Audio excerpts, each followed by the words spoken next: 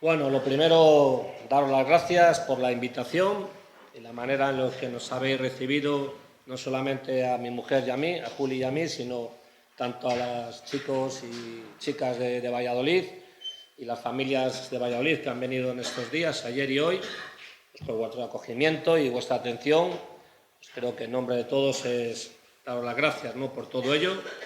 Nos sentimos como en casa y así es como realmente debe ser, ¿no? Debemos sentirnos cuando estamos en la Iglesia de Cristo, pues como si fuéramos en casa. Al final es una familia y esto es una iglesia. Y antes, hablando con algunos, recordábamos, aquí Villalba, pues no sé cuánto hace, yo creo que... ¿Cuánto lleva Villalba en total? ¿Cuánto tiempo? ¿Alguno lo sabe? 24. Hace 24 años yo estuve aquí con un equipo de Córdoba, Javi, que está aquí, Jerez, en Madrid, de aquella época también, y fuimos pioneros cuando vinimos aquí y seguramente que hubo momentos que no veíamos nada, ¿no? Estábamos hablando antes con una familia que está aquí, que lleva tiempo, de uno de ellos que se acuerdan de Tito. Y yo me acuerdo un día que estábamos aquí y hacía un día malísimo, nadie por la calle, pero había gente en tiendas vacías y bajamos por una calle y digo, Tito, aquí no vamos a estar paseando sin sentido, vamos a entrar aquí y hablar, que no hay nadie, no estorbamos, no hay clientes. Y allí empezamos, hablando en una tienda, creo que en una librería, una señora, y allí empezó viniendo a las reuniones, a esa semana por lo menos. Luego perdí ya el contacto, ¿no? Ya fui para otros sitios. Pero bueno, han pasado 24 años y ves que la obra del Señor no es en vano. Todo trabajo, todo lo que se comienza con la obediencia a Dios y sabiendo esperar realmente los tiempos de Dios y saber pasar los periodos en los que no se ve mucho fruto y todo parece que es un esfuerzo que no produce. Pero recuerda que todo debe estar siempre basado en la esperanza y en la confianza en Dios, ¿no?, quien nos llamó con un llamamiento santo, quien nos trasladó a su reino y quien nos puso realmente en este camino del Evangelio para poder anunciar, proclamar sus virtudes y en su tiempo recoger ¿qué? El fruto. A veces son años. Hoy mira lo que vemos, gracias a Dios, por todos, ¿no?, los que han venido detrás, que han ido sobreedificando sobre lo que había edificado, y han ido aportando y han ido trayendo cosas que eran necesarias para hoy poder formar, pues, una iglesia, ¿no?, con el resultado de lo que es y con lo que enseña, lo que es realmente una iglesia, como pone aquí, bíblica, porque debe estar fundamentada sobre la verdad de los principios de la verdad de Dios, quien es el constructor y quien ha edificado realmente la misma iglesia, y él mismo la compuso, ¿no?, ya en la eternidad, de tal manera que en su momento daría realmente el resultado que tenía que dar. Y cuando estábamos ahora cantando, ahí me venía, ¿no?, ya cuando el profeta lo dijo y Pablo lo repite en Romanos también, hermosos son los pies de aquellos que traen, ¿cuál? Las buenas y nuevas de paz. O aquellos que traen, dicen, la preciosa semilla de la palabra de Dios, ¿no? Son los pies del apresto del Evangelio. Son estos hombres y mujeres que Dios rescató en Cristo para darnos un propósito. Y estamos aquí en estos días con un propósito.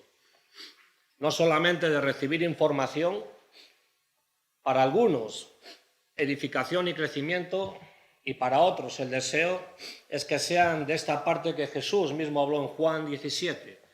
Dice, estos que tú me diste, los 11 que quedaron, quitando el de perdición, estos, ninguno de ellos se ha descarriado. Todos estos han sido sujetos en ti, cuidados en ti, formados en ti, han creído quién soy yo, han recibido realmente tu palabra, saben quién soy yo, de dónde proviene, y la misma palabra está en ellos y estos la llevarán a otros.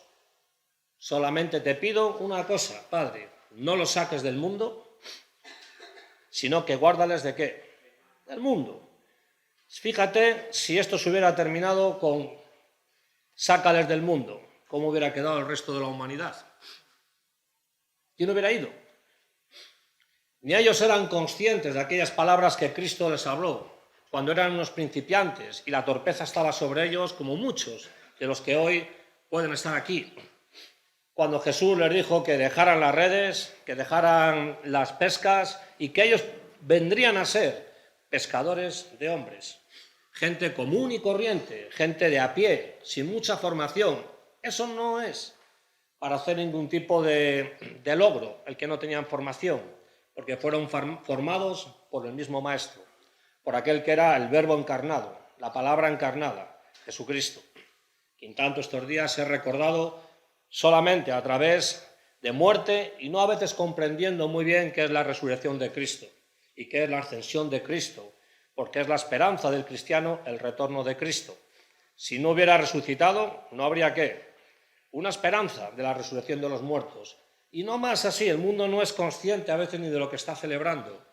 El apóstol Pablo dice claramente en 1 Corintios 15 que si esto no hubiera sido, que Cristo hubiera sido las primicias de la resurrección, el primero en resucitar, vana sería nuestra fe, pues aún todavía hoy seguiríamos ¿en qué? En el mismo pecado. No habríamos quedado limpiados por el precioso raudal de la sangre de Jesucristo.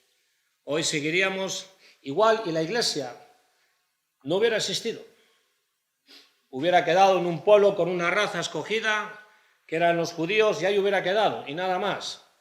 Pero gracias a Dios que el plan soberano de Dios se lleva adelante y a través de los siglos, con todos los impedimentos y obstáculos que se le ha puesto al Evangelio, no ha habido nada que lo haya podido parar.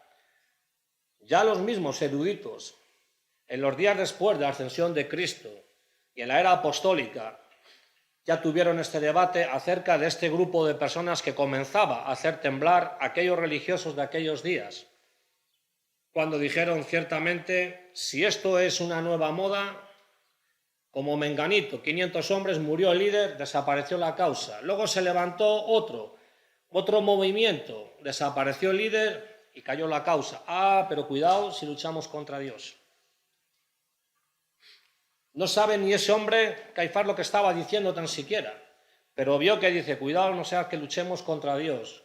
Y si luchamos contra Dios, no habrá arma humana, ni habrá poder espiritual, ni diabólico, ni nada que pueda destruir realmente lo que Él ha comenzado.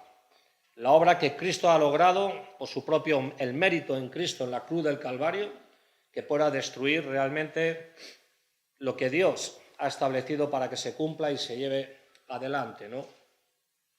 Y estos son días que traen a la memoria estos recuerdos, pero uno de los más importantes es la Pascua.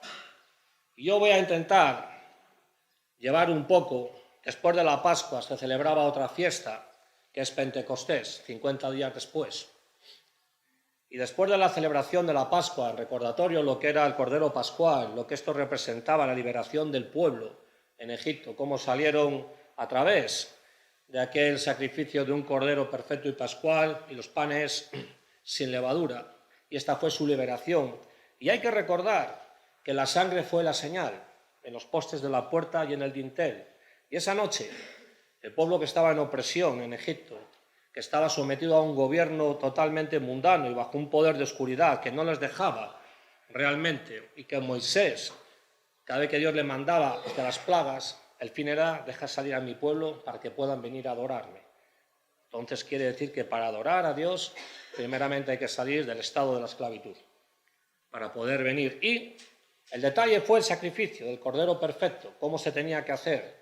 Pero la sangre en las puertas, en los dos postes y en el dintel, en el marco de arriba, esa noche cuando el ángel vengador pasaría, allí donde habría sangre derramada del Cordero, allí no habría ¿qué? Muerte. La sangre era la señal que identificaba que allí había redención y que allí había ¿qué? Remisión de pecados. Y muy claro el autor de Hebreos dice, allí donde ha habido remisión de pecados no hay sacrificio otra vez por el pecado. Es imposible que lo vuelva a ver. Entonces, a mí me gustaría que tuviéramos en mente el libro de los Hechos y cuando acabemos este encuentro, yo animo a que tú le eches un estudio y leas claramente cómo es realmente el Evangelio, cómo es la vida cristiana, cómo es formado, cómo Cristo instituyó la institución de la Iglesia, cómo la formó y cómo capacitó a los hombres y mujeres para que llevarían adelante esta comisión que venía encomendada por él, y cuál es el fin realmente de la fe cristiana y del testimonio cristiano y de la predicación cristiana, sobre todo centrada en la centralidad de la persona de Jesucristo.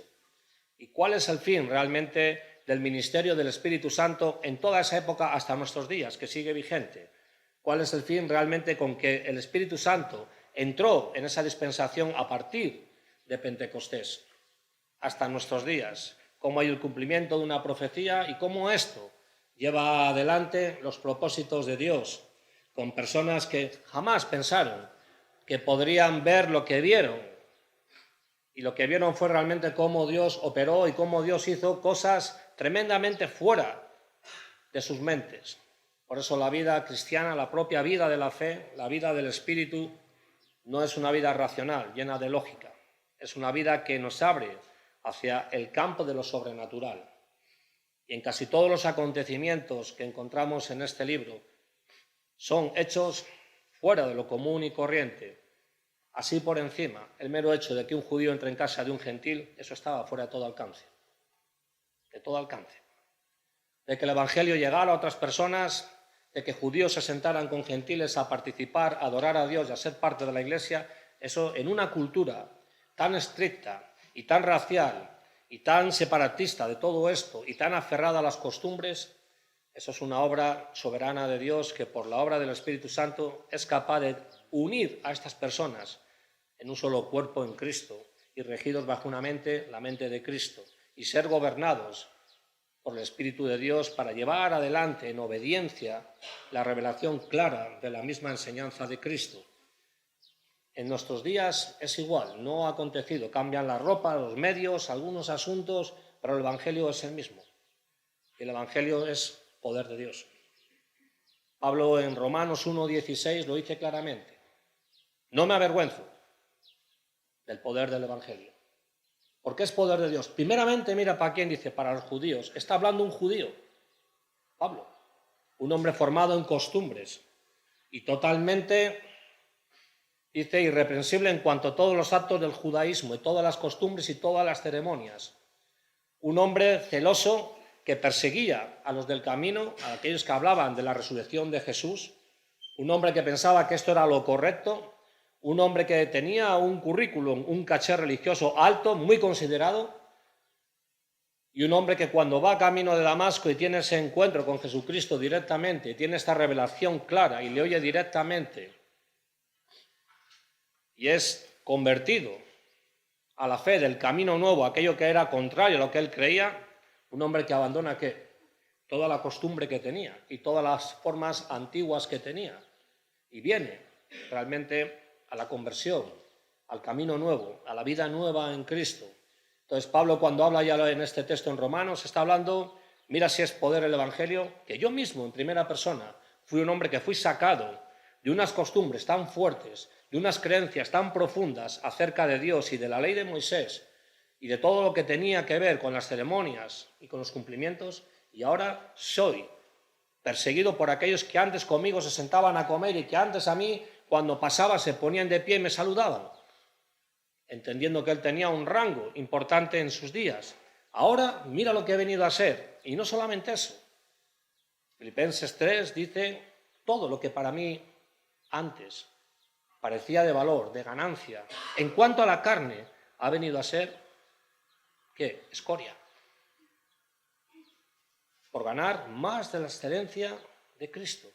Y no dice solamente eso, sino hasta el punto de yo padecer no menos que los sufrimientos de Cristo. O sea, como Pablo diciendo, yo mi muerte tiene que cumplir algo que se asemeja a los sufrimientos de Cristo. Esto está hablando alguien que estaba profundamente enraizado en unas costumbres y cómo es sacado. Esta es una obra milagrosa. Ayer hablaba Rodolfo en Nacer de Nuevo. Claro que combatimos, claro que seguimos en este cuerpo, claro que hay batallas, pero hay algo que es de excelencia, que es una obra exclusiva, que viene de Dios, que es hecha por el Espíritu Santo, juntamente con la palabra, trayendo su efecto y siendo esa espada que atraviesa el alma y que llega hasta los lugares profundos y hace esa separación entre las intenciones del pensamiento y ordena realmente la vida para estar en orden con Dios, lo que produce realmente este tipo de hombres. Y en los días de Jesús, en su predicación, él mismo dice en Mateo capítulo 1 claramente, perdón, en Marcos, vamos a leerlo, porque es una pequeña introducción que quiero hacer. En el 1:15, o desde el 14, aquel hombre que vino antes que Jesús, aquel precursor, Juan el Bautista, relata aquí Marcos que después que Juan había sido encarcelado, Jesús vino a Galilea predicando el Evangelio de Dios. Y el tiempo se ha cumplido, decía. El reino de Dios se ha acercado, arrepiéntense y crean en el Evangelio. Entonces, en el momento que Cristo entró en el mundo y fue encarnado, tomando un cuerpo humano, trajo el reino de Dios entre los hombres. Y dice, recibiendo el Evangelio a través del arrepentimiento y poniendo la fe en la persona de Jesucristo, y por esta obra milagrosa del Espíritu Santo, siendo ahora dotados en la familia de Dios, venimos a formar parte de su reino. Claro que el reino que vemos ahora es un reino interno, porque estamos bajo el gobierno de un rey, que es Él, y bajo las normas de conducta y la forma de vida que tiene este gobierno y tiene este reinado. Un día antes han hablado, el reino le veremos físicamente. Veremos a Cristo reinando sobre la tierra. Pero hasta entonces el reino es algo que poseemos. Y todo lo que se enseña aquí en el libro de los Hechos, Lucas, que redacta una gran parte de la historia de aquellos días, y faltan muchos acontecimientos, Lucas solamente registra muchos momentos y muchas acciones que cree que son importantes y otras tantas que pasarían que no habría libro para escribir todo lo que sucedió en aquellos días.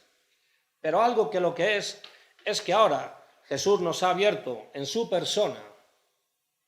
Es una entrada a formar parte de este reino. Y él es el que dice el apóstol Pablo en Efesios, en el amado somos trasladados al reino de él, por medio del amado, por medio de Cristo, para formar parte y ser súbditos de este reino y para obedecer la vida y las leyes y la forma que agrada al rey. Por lo tanto, estamos en el mundo. Por eso Jesús les dijo, guárdales del mundo, no los saques, porque ellos tienen que llevar la palabra que han creído de mí, que han recibido, el testimonio que han recibido de mí, todo lo que han visto que yo he hecho, Padre, y cómo yo te he obedecido. Y ahora yo, que estoy ya para ser ofrecido en libación, voluntariamente, nadie me quita la vida, yo la doy por mí mismo para volverla a tomar. En Juan 17 dice, ahora ya está cumplido. Horas antes de morir, Cristo dice, todo esto ya está cumplido. Y estos ya están preparados para tomar parte en este anuncio del reino y en seguir la extensión, porque Dios quiere poblar la eternidad. Entonces Jesús les estaba dejando a ellos aquí esta comisión y este mandato. Dice, porque por estos mismos, y aquí es donde voy, la importancia del testimonio cristiano verdadero. Ya no te ruego solo por estos que ya están, sino por aquellos que aún han de creer. Han de creer. Para eso hay que respetar las leyes del reino. Hay que respetar la obediencia a la palabra. Hay que respetar realmente la vida de conducta que va de acuerdo a lo impartido por el Espíritu Santo, la santidad de Dios. Hay que respetar de una manera honorable todo lo que tiene que ver con la lealtad al Rey de Reyes. Porque aquí se les encomendaba y a Pedro se le dijo, a ti se te dan las llaves. Y empezó a abrir llaves cuando empezó con el Evangelio. Y en casa de Cornelio abrió una. Con los samaritanos abrió otra. Eso era imposible que pudiera ser. Judíos, rompiendo todas las culturas y todas las barreras religiosas, proclamando el Evangelio y siendo aceptados. Si ustedes recuerdan y leen un poco la Biblia, y creo que sí, cuando Jesús se encuentra, Jesús ya lo hizo con la samaritana. Pero ¿qué encontró con esta mujer en un primer momento? Una resistencia, ¿a qué? A las costumbres. Los samaritanos, una raza mezclada, que se dio cuando Israel, la parte del norte, fue llevada por los asirios. Allí hubo una mezcla, allí nacieron los samaritanos. Ella decía que esperaban un Mesías. Ellos creían en el Pentateuco, en los 5 primeros libros de la Biblia, con algunos cambios. Pero de entrada dijo, tú siendo judío, yo samaritana, me pides a mi agua. ¿Tú sabes que del mismo vaso no podemos beber? Negocios sí, pero beber y sentarnos en la misma mesa. Calcula si el Evangelio hubiera hecho una distinción de personas, donde estábamos nosotros. Si hubiera quedado esta costumbre de los fariseos, cuando le dijeron a sus discípulos que el maestro come con publicanos y mujeres de mala vida. Nosotros ahí jamás en la vida. Cristo en su sabiduría siempre les intentó abrir el entendimiento. Hasta el día de hoy dice Pablo que cuando leen la Escritura tienen todavía un velo sobre ellos que no son capaces de poder ver realmente cómo es la gracia y cómo Cristo rompió toda esta enemistad que había para venir a ser uno en Cristo, realmente. Pablo lo detalla bien, cuando tengas tiempo, en Efesios 2 y 3 lo verás claramente, y toda la carta de Efesios. Pero en el 2 y 3 verás claramente este misterio revelado, cómo es la Iglesia y cómo viene a ser esta obra milagrosa de poder convivir. Y cómo vemos ya en Hechos la vida de la comunidad cristiana, ¿sí o no? Todos aquellos que creían, ¿dónde venían a ser? Venían a formar un grupo de cristianos, una iglesia en casa donde se juntaban con un fin, adoración, ¿verdad? Partición del pan, compartían las cosas, se edificaban, y este núcleo ampliaba sal, ¿en dónde? En la tierra, y fueron luz en el mundo. Muchos se añadían aquellos días viendo la vida que tenían estos primeros cristianos. Por eso cristiano no solamente es creer y ser salvo, eso es fundamental, y es lo que nos enseña, pero cristianismo es una vida que debe sazonar y que debe dar luz donde no hay. Es una adoración, es un hábito en la vida en la que todo lo que hacemos no solamente es a través de los cantos, que son, sino es la forma en la que la vida se ve, que realmente es una adoración para con Dios, en cómo caminamos y cómo andamos. Y aquí Jesús dice que el tiempo estaba cumplido y la entrada del reino entró a través de él y entró a través del arrepentimiento. Y tenía que ver con creer en el Evangelio. Un poco más abajo, en el versículo 17, Jesús les dijo a estos hombres, vengan conmigo y yo haré que ustedes sean pescadores de hombres. Seguramente esto les sonó un poco raro. Ellos entendían, nosotros pescamos ya, ahora de hombres, ¿cómo será esto? Bueno, Cristo les preparó durante 3 años y medio, o 3 años. Una preparación intensa, discipulado. Mañana, tarde y noche, ¿sí o no? Todo el día con él, viendo los prodigios y las señales que Jesús hacía con ellos, alrededor. Ellos, evidentemente, asombrados en todo, siempre detrás del Maestro. Pero llegaba el día, que es lo que estos días se recuerda en la semana de la Pascua, o la última semana de Jesús, en estos días. Llegaban los días en que la de Jesús en carne no iba a estar ya entre ellos. Y parece que iban a quedar desconsolados, pero él les dijo, no se turbe vuestro corazón, porque ahora vosotros haréis obras mayores que las que yo he hecho. Esto no es el reto, dice Juan, cuando usa este texto, de superar a Jesucristo en milagros ni en nada. Simplemente que ellos verán la continuidad de aquello que estaba programado por Dios para que otros puedan creer. Y de hecho, la primera predicación que encontramos en Pentecostés, Pedro alzándose en pie, son 3.000 personas que se convierten. Ni en los días de Jesús hubo tantos convertidos en un solo momento. Pero esto no era superar a Jesús en ningún momento. Simplemente, vosotros si creéis en mí, veréis obras mayores y estaréis en ellas. Porque esto es parte, hasta que yo venga, de lo que hay que hacer. El reino tiene que extenderse. La iglesia tiene que proclamar y tiene que ser engendrada de esta manera. Jesús en sus días estaba engendrando lo que luego sería conocido la iglesia. En sus días él ya claramente dijo, sobre mí edificaré la iglesia. En esta revelación que tuvo Pedro acerca de quién era el Cristo. Pero las puertas del Hades, la muerte, no podrá prevalecer jamás contra ella. Amén. Por eso la iglesia no ha sido destruida, ni puede ser. Primeramente, porque está diseñada para algo importante. Hablaremos ahora un poco y esta tarde, el resto, que podamos, que Dios permita. Pero principalmente porque es la novia que se da en casamiento con el esposo, que es Cristo. Por lo tanto, la iglesia es imposible que sea destruida, desaparezca. Está guardada y está preservada para las bodas del Cordero y para que se vista de lino fino. Y solamente será la iglesia, no los que miran, no los que observan, aquellos que con la preciosa sangre de Cristo han sido limpiados, aquellos que han sido sellados con la identidad del Espíritu Santo y vienen a ser parte de la naturaleza de Dios, entendiéndolo bien. Por lo tanto, si vienes a la fe en Cristo, vienes a un lugar seguro.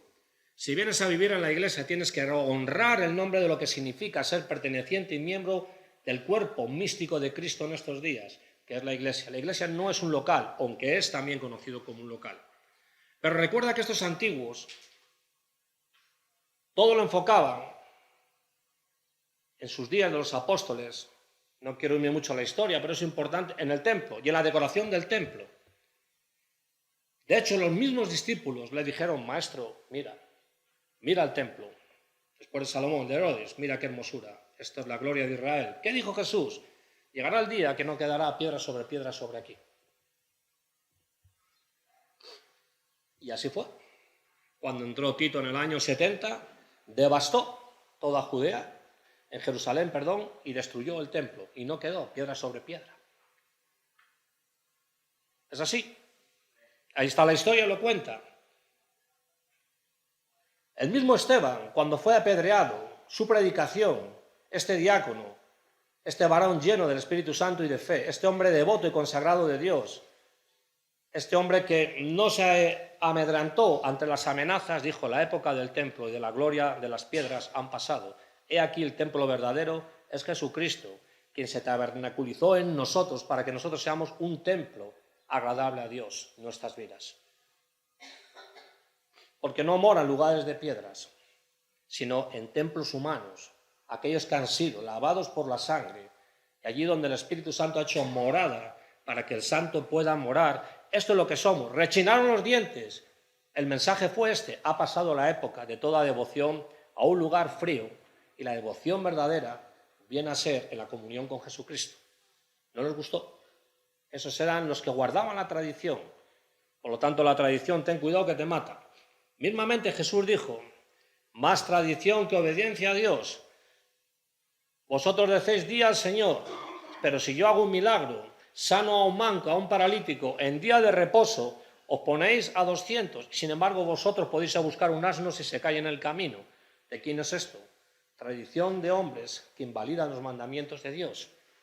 Y así puede haber entre nosotros gente con mucha tradición y mucha costumbre a ciertos ritos, pero aquí todo esto queda desarticulado realmente.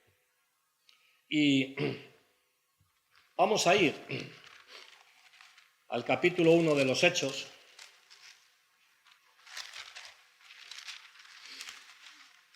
Porque es interesante lo que Lucas nos cuenta aquí. Pero antes vamos a hacer una pequeña parada en Juan 20, 30 y 31, acerca de esto que vamos a encontrar en el siguiente libro, en los Hechos. Y aquí Juan recoge de esta manera, Juan 20, 30, 31. Y muchas otras señales hizo también Jesús en presencia de sus discípulos, que no están escritas en este libro. Pero estas que se han escrito para que ustedes crean que Jesús es el Cristo, el Hijo de Dios, y para que al creer tengan vida eterna. ¿En quién? En su nombre. Quiere decir, entonces, que todo lo que está registrado tiene que conducirnos en una sola dirección, en una sola persona, Jesucristo.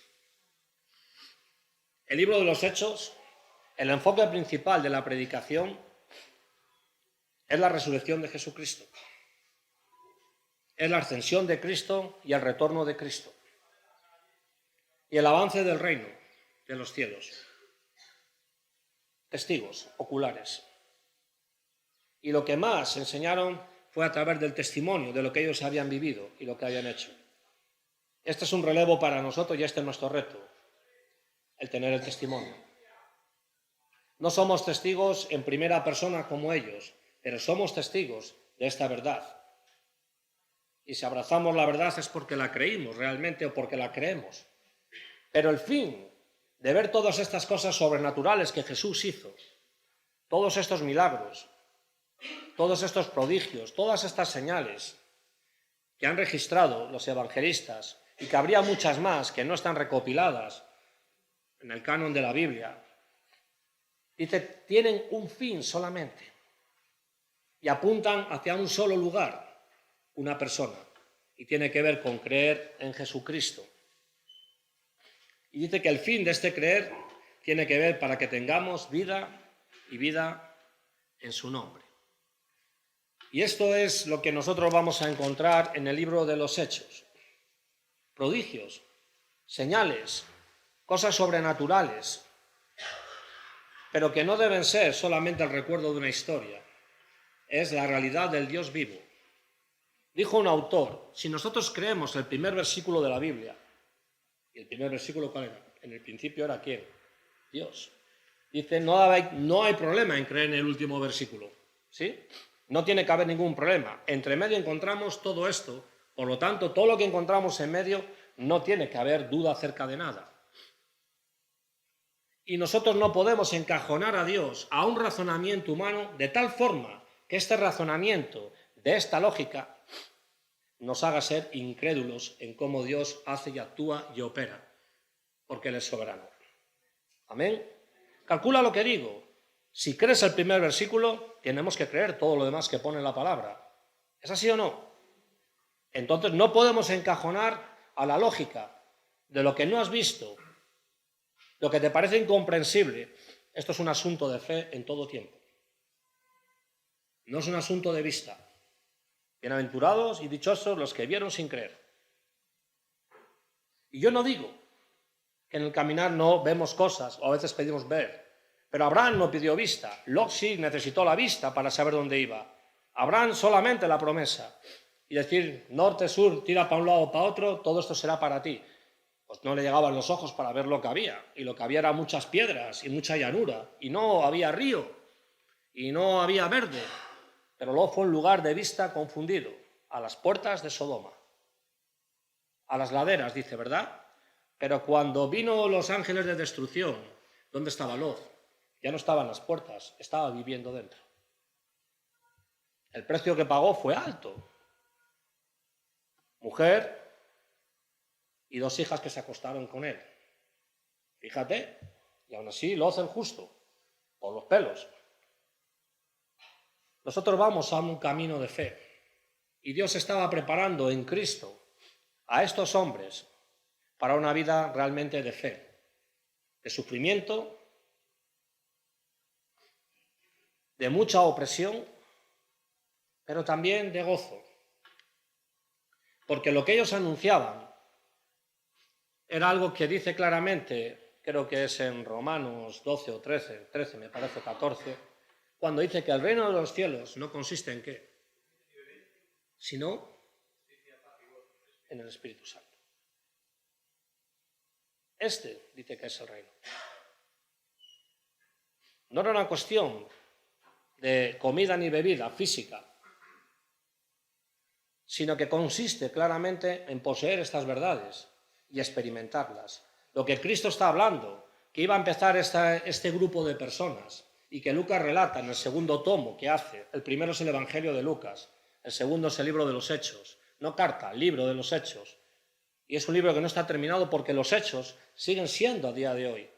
Hoy sigue habiendo gente que son hermosos los pies que traen aquello, las buenas de paz, las buenas de felicidad, depende qué versión uses.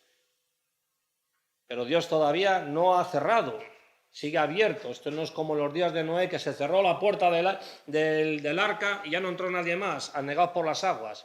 Estamos en un tiempo de gracia y claramente Pedro en su segunda carta lo dice. Dios en su paciencia, todavía concediendo, que todo hombre venga ¿qué? A un arrepentimiento y al conocimiento de la verdad de Él. Hoy estás aquí bajo un favor de gracia, usado por la Iglesia Reto Bíblica de la Esperanza, que te ha invitado. Si no estás en Cristo, es el canal, es el medio, la Iglesia para todo esto. Pero es bajo el fundamento bíblico de que Dios todavía tiene la puerta abierta y la mano extendida para salvarte. Por eso sigue levantando obreros, hombres y mujeres que proclaman, que avanzan este reino con un fin. Valientes que quieren entrar al campo de batalla, porque es un campo de batalla, evidentemente, con mucha oposición, pero también con mucha victoria. Y aquí dice lo siguiente, vamos al capítulo 1. En el primer relato, estimado Teófilo, escribí acerca de todo lo que Jesús comenzó a hacer y a enseñar, hasta el día en que fue recibido arriba en el cielo, después de que por el Espíritu Santo Él había dado instrucciones a los apóstoles que había escogido. A estos también, después de su padecimiento, se presentó vivo con muchas pruebas convincentes, apareciéndoseles durante 40 días y hablándolos en el relacionado, lo que estamos hablando, ¿con qué? Con el reino de Dios.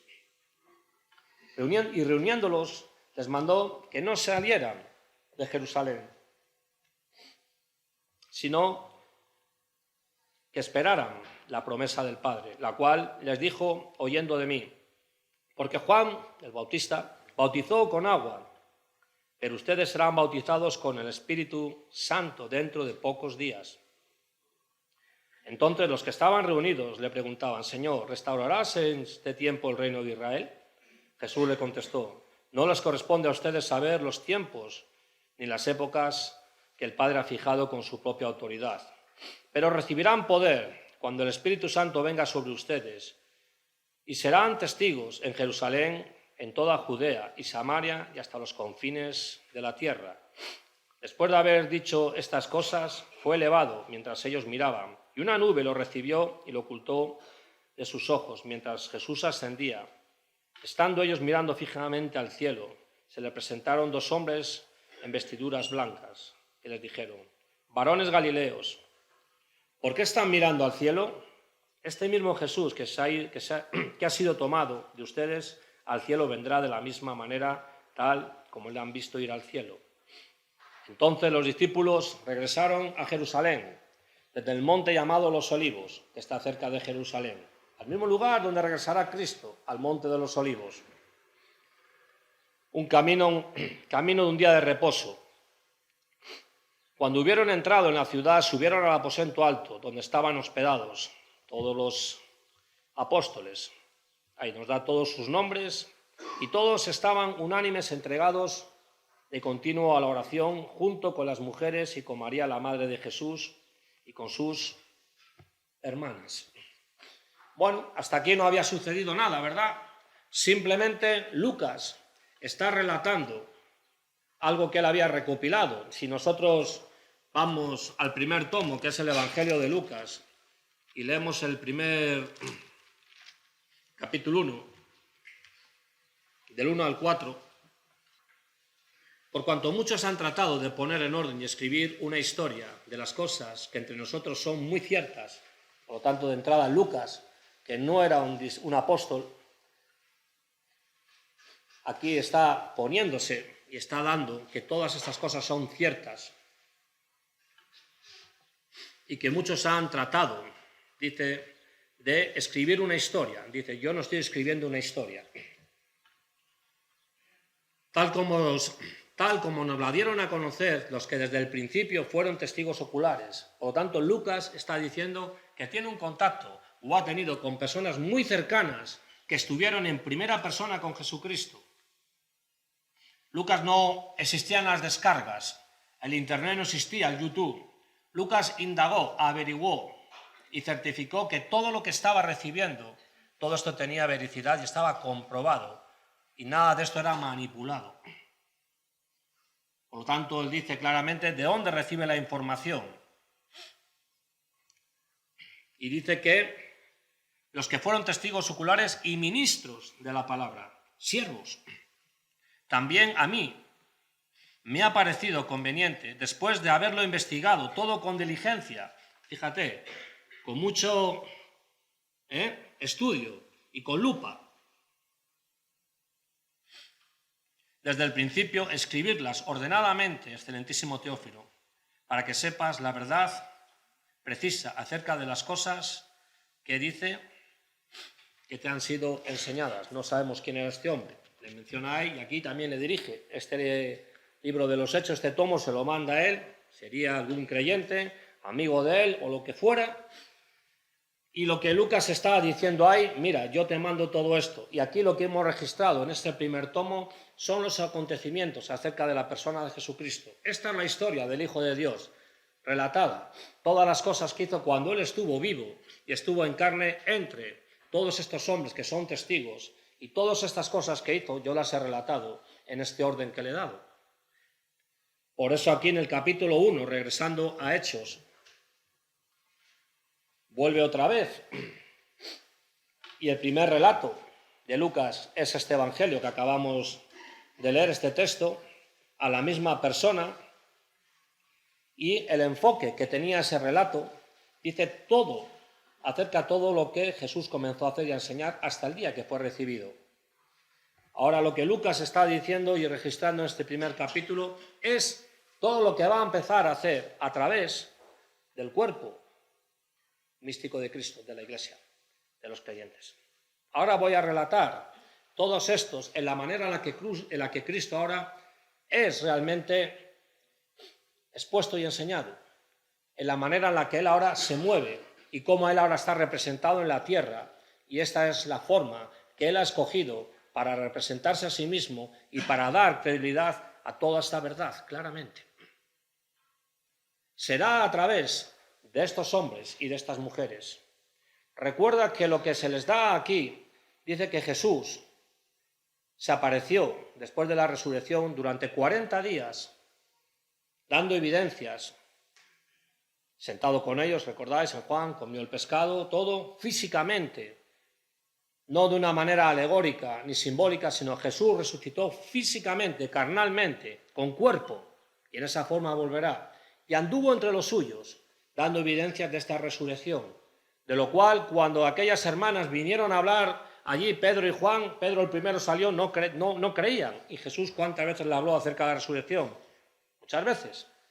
La incredulidad, la duda les asaltaba en ese periodo, en esa época de su vida, y allí fueron, ¿verdad?, al sepulcro, que encontraron el sudario. ¿Sí o no? Envuelto, no encontraron al maestro allí, y regresaron diciendo, esto es verdad, le encontraron en casa. Allí sentado, sabemos lo de Tomás, Felipe, todo este evento que sucedió allí para dar evidencias de quién era.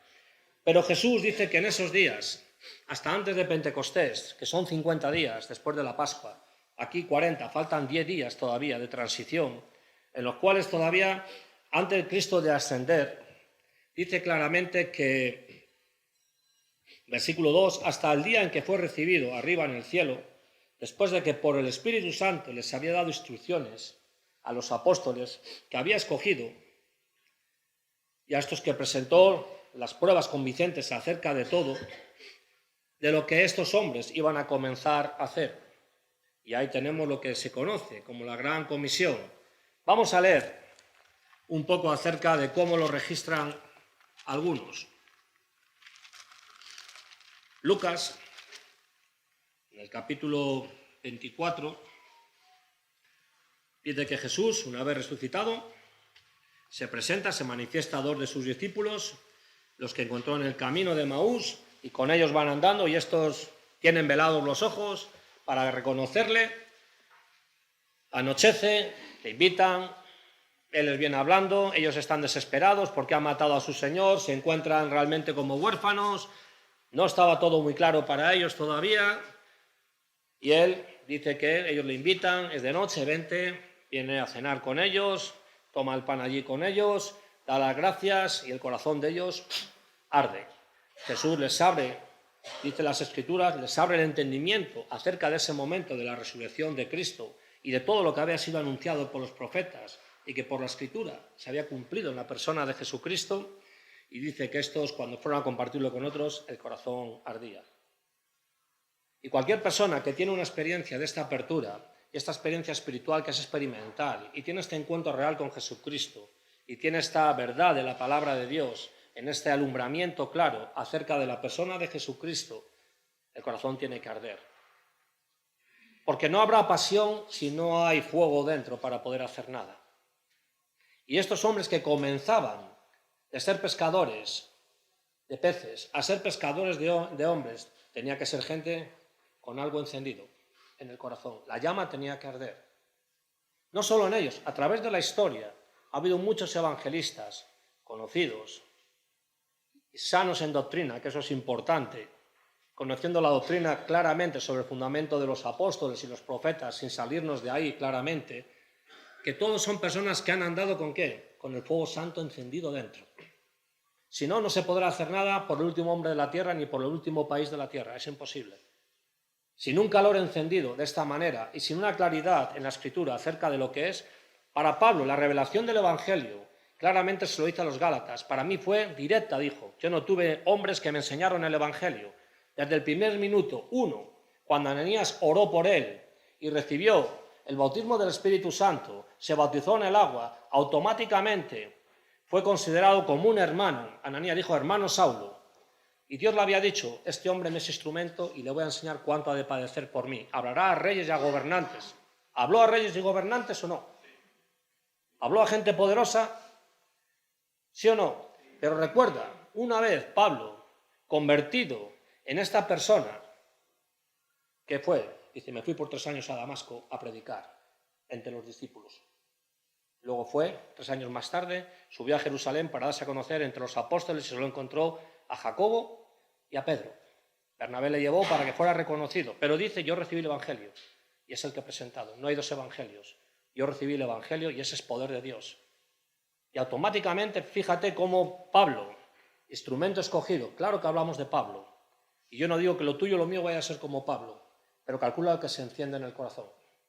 Mira dónde sales, a dónde eres llevado, y rápidamente ver a Pablo era temblar todos. Este viene aquí, viene como espía. Este viene aquí a hacernos aquí una encrucijada. Cuidado con este. No. Este es un hombre nuevo. Y cuando él predicaba se quedaban asombrados todos realmente. Necesitó también ser instruido por un tiempo, porque convivió con aquellos que en aquella época eran discípulos de los apóstoles. Pero ahí vemos, cuando hay una conversión real, y cuando realmente Dios toma el lugar y el Espíritu Santo hace la obra y ministra como debe ministrar, tiene que mover a las personas de esta forma. No te pueden mover de otra manera. Esto lo encontramos y esto es una verdad para creerla. Y esto es una verdad que es experimental, no solamente es teológica y no solamente es intelectual, sino debe ser algo que da la forma y da sentido y da el propósito al Evangelio en la vida de las personas y hace que una iglesia sea una iglesia realmente. Porque si una iglesia no está viva, ¿dónde está viva una iglesia? 2 puntos importantes. Evidentemente es la nutrición de la palabra, luego es la vida de la oración, pero luego también es ¿qué? La evangelización, súper importante. Porque está al otro lado. El Señor añadía gente, pero para que fueran añadidos es porque vieron gente alrededor y eran añadidos por el Señor. Pero primero había otros alrededor que infundían sal y luz. Si no, ¿qué sentido tiene todo el mensaje que encontramos en los evangelios cuando Jesucristo predicaba? La obra de salvación es por gracia, no es un don nuestro, es un don de Dios. Y nos pone con la fe en Jesucristo. Pero recuerda que el testimonio, y sobre todo el testimonio del Espíritu Santo, es un testimonio directo y en el momento, y impacta, porque trae convicción de pecado, de justicia y de juicio, y porque trae una nueva naturaleza. Por lo tanto, el testimonio del Espíritu Santo es algo inmediato y que es directo realmente a una persona. No le deja solamente con unas ideas, sino que realmente impacta. Y aquello que impacta y transmite es el fuego, y tú cuando ves un fuego te acercas a mirar por qué es el fuego. Estas nuestras vidas tienen que ser como un fuego que a otros les hace acercarse para ver qué está sucediendo ahí. Cuando no sucede nada, es porque tampoco se ve nada muchas veces. Esto es una verdad. Por eso digo que aquellos que eran añadidos no era porque estaban ahí y eran así traídos, es porque todas estas personas, movidas de esta manera y tocadas por el testimonio, y sus ojos abiertos, eran preparados para venir ahí y poder recibir el Evangelio correctamente y ser convertidos realmente. Y aquí Lucas sigue avanzando y dice, versículo 44, esto es lo que yo les decía cuando todavía estaba con ustedes. Palabras de Jesús, está registrando aquí Lucas. Que era necesario que se cumpliera todo lo que está sobre mí escrito en la ley de Moisés, en los profetas y en los salmos. Esto es lo que registraban como escritura. Entonces les abrió la mente para que comprendieran la escritura. Y así está escrito que el Cristo padecerá, resucitará de entre los muertos al tercer día. Y que en su nombre se predicará, ¿qué? ¿Qué? ¿Pero quiénes? Aquí Jesús está diciendo, yo me voy. Consumado es. Yo he terminado. Voy a recibir la gloria que tenía del principio. Estos que tú me has dado, estos que tú apartaste, están para esto. Y estos trabajarán sobre otros. La importancia del discipulado, una buena doctrina. Es saber realmente cómo conservar la fe en el lugar que es. Comprender cómo es la revelación del Evangelio y cuál es el fin del Evangelio. No es el protagonismo del éxito personal. Es la respuesta a un llamado divino para entender qué es tener las llaves y cómo poder usarlas correctamente. Para perdón de los pecados a todas las naciones, comenzando desde Jerusalén. Ustedes son testigos de estas cosas. Por tanto, yo enviaré sobre ustedes la promesa de mi Padre, pero ustedes permanezcan en la ciudad hasta que sean investidos con poder de lo alto. Entonces, si te das cuenta, el requisito que está diciendo para anunciar este evangelio y para poder hacer esta extensión en medio de toda la oposición y en medio de todo lo que iba a venir, de los ataques, porque existe Dios, pero también el diablo existe. Recuerda que está presente. Y dice muy claramente, Pablo lo dice 2 Corintios, capítulo 3, 4. El fin es cegar. Dice el Dios de este siglo, o el príncipe de este siglo, depende de qué versión. Creo que dice el Dios de este siglo, con minúscula la palabra Dios. Tiene un objetivo, cegar el entendimiento de la faz, del resplandor de la gloria de Jesucristo. Este es el fin. Pero recuerda algo muy importante. Juan, capítulo 1. No pudieron las tinieblas retener la luz. Imposible. Imposible. Es imposible. Entonces aquí Jesús está diciendo, ahora entráis vosotros. Yo me voy al Padre, no estaréis huérfanos, no desamparados, pero vosotros necesitáis algo que os falta, es poder. Y ese poder viene de lo alto. Y ese poder no es para un orgullo, no es para un mal uso, no es para hacer extravagancias ni para hacer excesos. Ese poder es en mi nombre, para mi gloria. Me tiene que glorificar a mí. Y toda señal y todo prodigio que vaya es en mi nombre. Y claramente Pedro y Juan, a las 3 de la tarde en el portal del Templo de la Hermosa, cuando estaba ese paralítico allí esperando limosna, y ellos dijeron, ni oro ni plata, lo que tenemos te lo damos en el nombre de Jesús de Nazaret, levántate y anda. Tomó la mano y afirmó los pies. ¿Sí? Cuando ellos dan testimonio que molestó de esta verdad, ¿qué dijeron? Este hombre solamente ha sido sanado, ni por mí ni por mi compañero, por la fe en Jesucristo. Es en su nombre en el que hay el poder. Y es su nombre, la fe en su nombre, lo que levanta a un hombre y le hace poder andar de esta manera. Y no solamente te quedes con la sanidad física. Algo importante que tienes que ver ahí cuando sucede esto, porque unos buscan el milagro y nada más. ¿Hubo un milagro físico? Sí, pero recuerda que toda persona con un defecto físico en la puerta, jamás dentro del templo, este hombre terminó dentro alabando a Dios y glorificando a Dios. Recuerda, ¿qué estás buscando tú en estos días? Porque el fin tiene que ser glorificar. Y este hombre no se quedó ahí fuera, como estaba antes, sino que fue introducido adentro, al lugar de adoración, donde antes estaba prohibido poder entrar, fue atraído. El Evangelio tiene que abrir esta puerta. tiene que abrir esta puerta. Por eso tiene que ser bien presentado. Y hay que tener cuidado con el humanismo y con ser solidarios con no sé qué y no sé cuánto y tantas causas que se enseñan. Hay que saber dónde están las medidas de cada cosa para no caer en cosas que devalúan el Evangelio. Y aquí lo que Cristo se les dice, otra cosa importante, y vamos terminando. Son y 20 y no quiero ser pesado. Tendremos luego más tiempo. Arrepentimiento para el perdón de los pecados. Quiero que te quedes con esta palabra, perdón de los pecados en su nombre. Pecados perdonados, los tuyos, los míos, hoy, hace 2000 años. Calcula lo que Cristo hizo, consumado es, un solo sacrificio, ya no hay más. Dice, en mi nombre ustedes pronunciarán perdón de los pecados. No como nosotros los perdonadores de los pecados, sino portavoces para enfocar hacia su persona a través de algo de decir tus pecados y cómo pueden ser tus pecados fueron perdonados en el momento que tú vienes a la fe en Jesucristo, que tú vienes al arrepentimiento y tú vienes a formar parte del reino y tienes una nueva naturaleza por la obra del Espíritu Santo. Tus pecados fueron perdonados en aquella cruz del Calvario. Para ti son hoy presentes, pero Cristo los llevó ya hace mucho tiempo.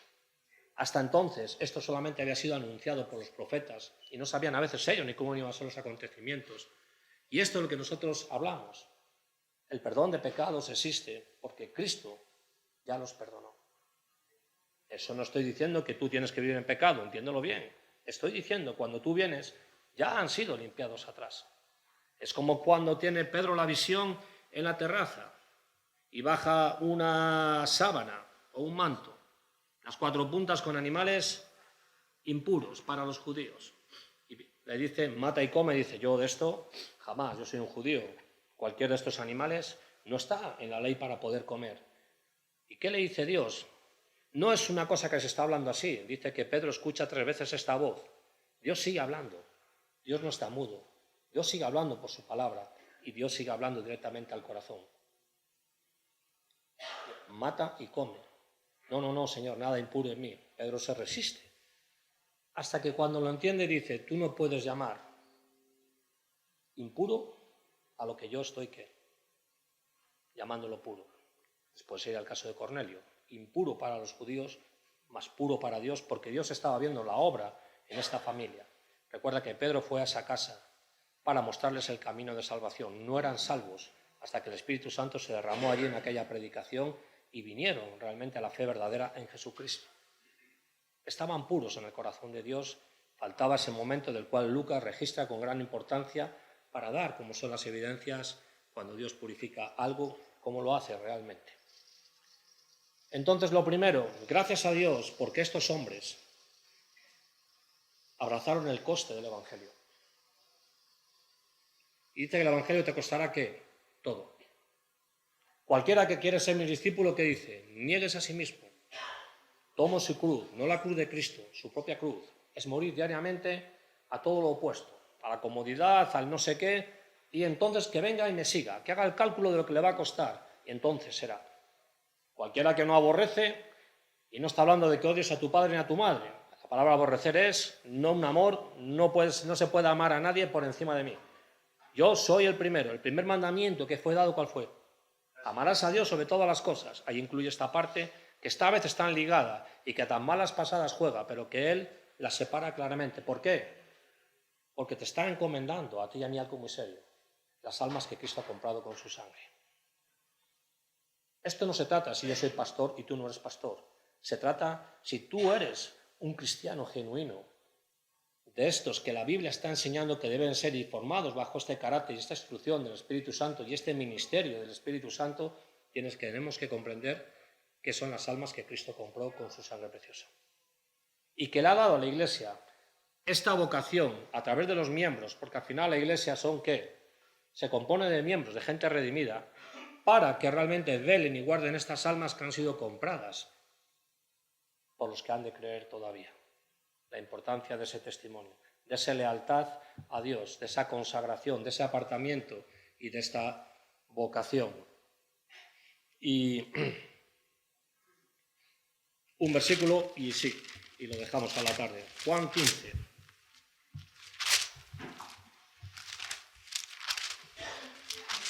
Todos conocemos ese texto, ¿verdad? De la vid.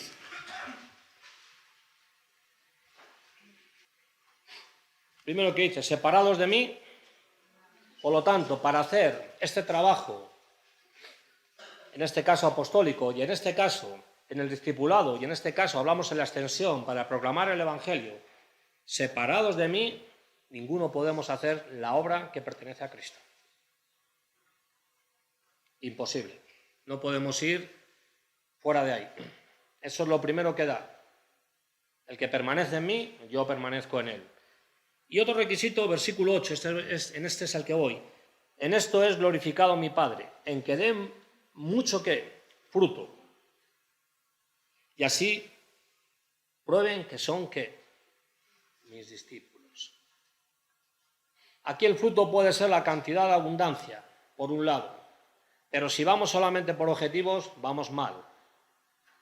Pero también la cantidad de fruto, la calidad, el fruto del Espíritu. ¿Qué tipo de vida tenemos? ¿Cómo está la vida madurada conforme a la obra del Espíritu Santo? Para que se vea que sois mis discípulos. Entonces tiene que haber un carácter, tiene que haber una conducta, tiene que haber un lenguaje, tiene que haber una adoración, tiene que haber una exposición de la sana doctrina bien, tiene que haber un evangelio bien presentado, tiene que haber una oración que realmente resulta que es una oración realmente y no un monólogo. Entonces, para que se vea que sois mis frutos, hay que dar evidencias, dice, de que somos verdaderamente discípulos. No que me pongo el título de cristiano. Aquí dice, para que se vea. Hoy estamos en un mundo en el que yo, mi corazón, el pasaje, ¿no? Dios no ve lo de fuera, solo ve lo de dentro. Sí, pero a veces lo que hay fuera dice lo que hay dentro. Entonces, eso es un paraguas que a veces hacemos para que resbalen las cosas y se haga impermeable, y eso no es verdad. En toda su totalidad me refiero. No podemos juzgar muchas intenciones, pero recuerda que el resultado de dentro es lo que hay para afuera. Y te lo voy a poner más fácil. Si una semilla contiene un manzano, cuando tú la siembras y la semilla muere, se abre, ¿qué va a salir? Porque no sale un peral. Lo que hay dentro es lo que florece para afuera. Es lo que sale. Lo demás, ¿qué sería? Algo manipulado, algo, ¿verdad? Algo que no sería normal.